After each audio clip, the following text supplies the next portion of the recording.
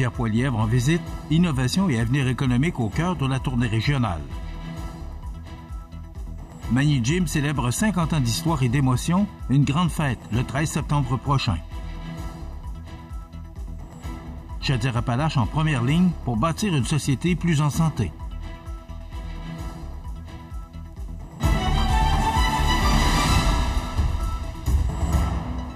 Mercredi 3 septembre 2025. Bonjour mesdames et messieurs et bienvenue à votre bulletin régional sur le réseau de télévision CMA TV. Le chef du Parti conservateur du Canada, Pierre Poilievre, était de passage dans la région de Côte-du-Sud, Rivière-du-Loup, Katascomique-Témiscouata, accompagné du caucus québécois. Accueilli par le député Bernard Généreux, il a multiplié les rencontres avec des chefs d'entreprise, des militants et des citoyens, mettant en lumière les enjeux locaux et nationaux qui préoccupent la population. Au programme, des arrêts stratégiques chez Verbois, entreprise reconnue pour ses investissements en automatisation, et au Centre de recherche appliquée Novica. Pour Pierre Poilievre, ces initiatives démontrent l'importance de l'innovation industrielle dans la création de prospérité. L'innovation est essentielle pour bâtir un avenir économique durable, ici comme partout au pays, a-t-il déclaré. En marge de sa tournée, le chef conservateur a rappelé sa volonté de collaborer avec le gouvernement afin de trouver des solutions aux tarifs américains qui fragilisent les entreprises canadiennes. Notre objectif est de faire réussir le Canada. Nous sommes prêts à travailler avec tous ceux qui le souhaitent pour y parvenir, a-t-il affirmé. Toutefois, fidèle à son rôle de chef de l'opposition officielle, M. Poilievre n'a pas manqué de critiquer sévèrement la politique économique du premier ministre Mark Carney. Il a dénoncé des déficits 2 fois plus importants que ceux du gouvernement précédent, une situation qu'il juge pire que sous Justin Trudeau. Il a également condamné la lourdeur réglementaire qui, selon lui, freine l'investissement domestique. En réponse, il a dévoilé une proposition phare, soit la loi sur la souveraineté économique canadienne. Ce projet viserait à accélérer l'approbation des grands chantiers, abolir les taxes sur les gains en capital réinvestis au pays et renforcer l'indépendance industrielle. Une baisse d'impôts ciblée favoriserait également le réinvestissement au Canada plutôt qu'à l'étranger. En prévision de la rentrée parlementaire de septembre, Pierre Poilievre a aussi annoncé 4 priorités. Accroître le pouvoir d'achat des Canadiens, sécuriser les rues, renforcer les frontières et rendre le pays plus autosuffisant face aux États-Unis et à la Chine. Pour sa part, Bernard Généreux s'est réjoui de cette visite, rappelant qu'elle a également servi à rassembler le caucus conservateur du Québec autour des enjeux cruciaux pour les régions. Pierre Poilievre a démontré son engagement vers nos régions et notre économie. En tant que président du caucus québécois, je suis fier de travailler avec lui pour défendre nos priorités et redonner confiance aux Canadiens, a souligné M. Généreux. Cette année marque un moment historique pour la communauté sportive de Montmagny. En effet, le club Magny Gym, véritable pilier de la gymnastique dans la région, souffle ses 50 bougies. Fondé en 1975 par M. Gaston Lavoie, pionnier de la gymnastique masculine et féminine, le club a su inspirer, au fil des décennies, des générations entières de jeunes athlètes, d'entraîneurs et de bénévoles. Depuis un demi-siècle, Magny Gym est bien plus qu'un simple lieu d'entraînement. C'est une famille sportive, un espace où la discipline et la persévérance s'allient à la joie de se dépasser. Les compétitions locales, les démonstrations de fin d'année et les innombrables heures passées sur les agrès ont tissé des liens d'amitié et forgé des souvenirs impérissables. Pour plusieurs, Magny Gym n'est pas seulement une activité sportive, c'est une école de vie. Afin de souligner cet anniversaire marquant, un grand rassemblement aura lieu le samedi 13 septembre, dès 16h, à l'espace citoyen de Montmagny. Ce sera l'occasion pour la communauté de revivre les plus beaux moments de l'histoire du club et de remercier celles et ceux qui y ont contribué. L'organisation lance d'ailleurs un appel chaleureux à tous les anciens gymnastes, entraîneurs, juges, bénévoles et familles qui ont, de près ou de loin, marqué l'évolution du club. Chacun est invité à partager anecdotes, photos, souvenirs ou même à ressortir des objets symboliques comme de vieux maillots, des médailles ou des affiches de compétition. Ces témoignages viendront enrichir la mémoire collective et renforcer le sentiment d'appartenance à cette grande famille sportive. L'événement ne se veut pas seulement tourner vers le passé. Il représente aussi un moment pour rêver ensemble aux 50 prochaines années et pour réaffirmer l'importance de la gymnastique dans le développement des jeunes et la vitalité de la communauté. Tous les détails entourant cette soirée de retrouvailles et de célébration sont disponibles sur les réseaux sociaux de Mani Gym et sur son site Internet.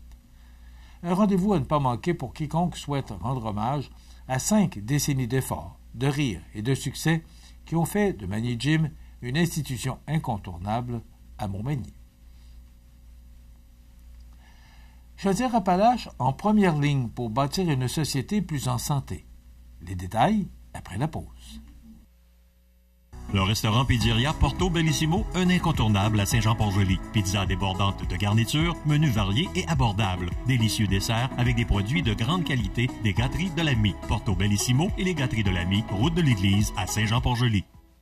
Exploratiel à l'église de Saint-Pierre de la Rivière-du-Sud. Pour les petits et les grands, planétarium, télescope, réalité virtuelle, prise de photos d'une galaxie. Vivez une immersion unique sous les étoiles. Exploratiel à l'église de Saint-Pierre de la Rivière-du-Sud.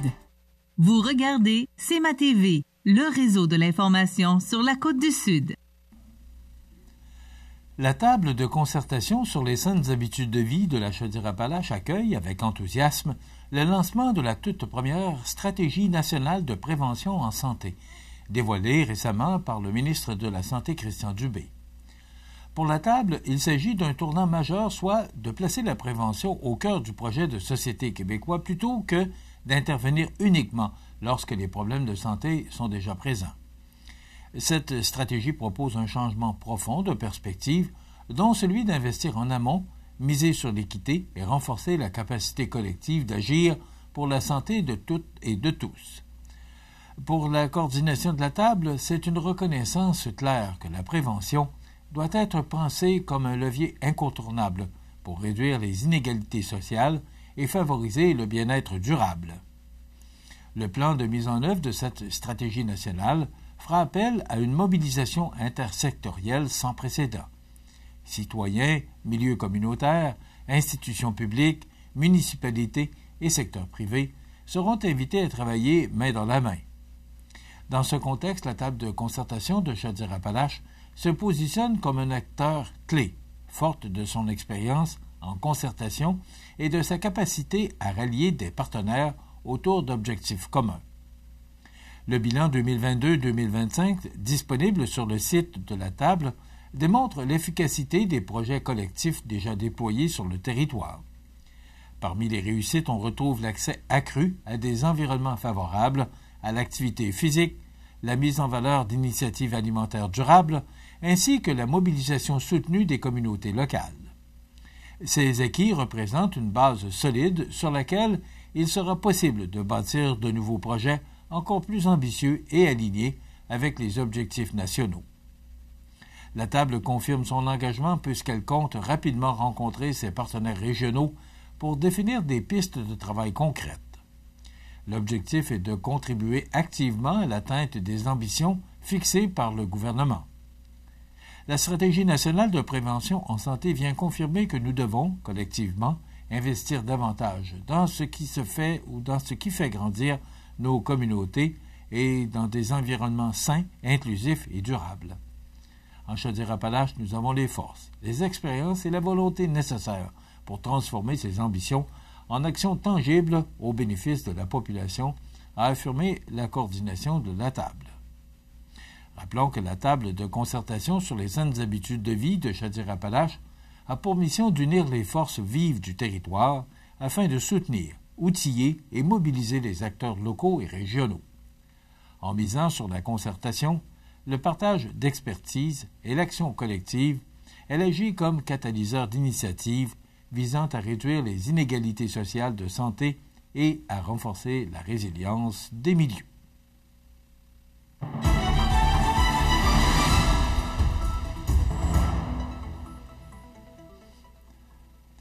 Au sport, le centre de plein air de Sainte-Apolline poursuit sa transformation avec l'annonce de 3 nouvelles infrastructures qui viendront enrichir l'expérience des visiteurs et renforcer l'attractivité du site.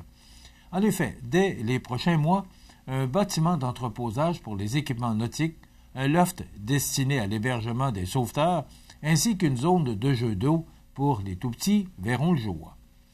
L'investissement total de 45 000 $ est rendu possible grâce au soutien financier du Fonds Région et Ruralité, volet 2, du ministère des Affaires municipales et de l'Habitation, de la MRC de Montmagny, de Desjardins et du Centre de plein air lui-même. Ce montage illustre l'importance de la collaboration entre partenaires institutionnels et communautaires pour le développement de cette infrastructure régionale. Depuis plus de 2 ans, le conseil d'administration du Centre de plein air travaille à déployer une vision à long terme pour faire de ce site un pôle récréo-touristique incontournable.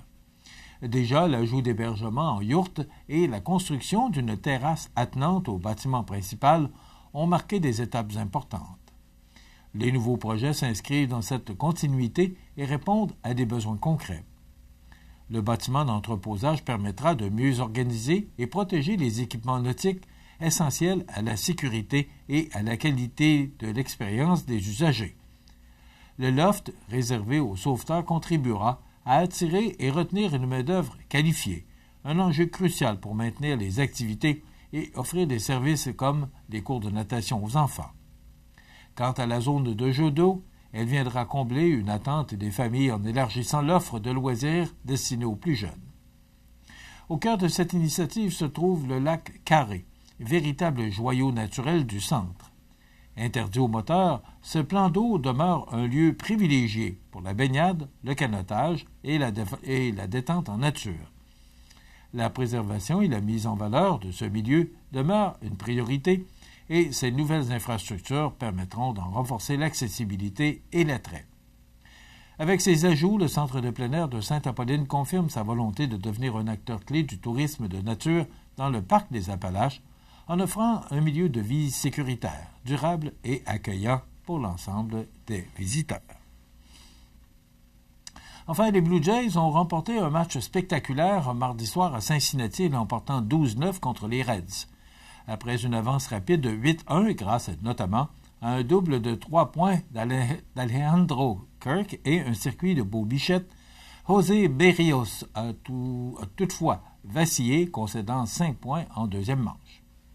Heureusement, selon Sportsnet, l'attaque torontoise a maintenu la cadence. George Springer s'est illustré avec 2 circuits, portant son total à 26 cette saison, un sommet personnel à Toronto. Beau Bichette et Dalton Varsho ont aussi contribué à la longue balle. L'enclos des releveurs, critiqué récemment, a tenu le coup avec 7 manches de 3 points. Luis Varlin, Ser Anthony Dominguez et Jeff Hoffman ont fermé les livres en fin de rencontre.